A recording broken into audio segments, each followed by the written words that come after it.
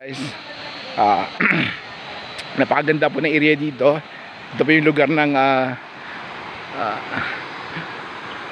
lugar ng Napsan. Kaya po pag nakikita nyo po itong lugar na ito, mapapawaw po kayo sa ganda na tanawin dito.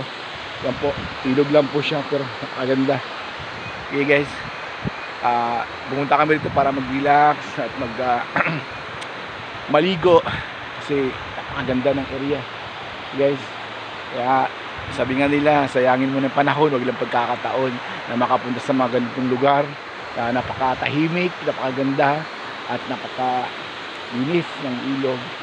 Kaya guys, yan guys, kita mo kunti pa lang mga tao, kunti pa po kasi ngayon Monday, Tuesday, kaya kunti lang masyadong tao. Pag Sunday maraming tao rito, napakadami. Kaya ngayon sulitin lang po namin ito.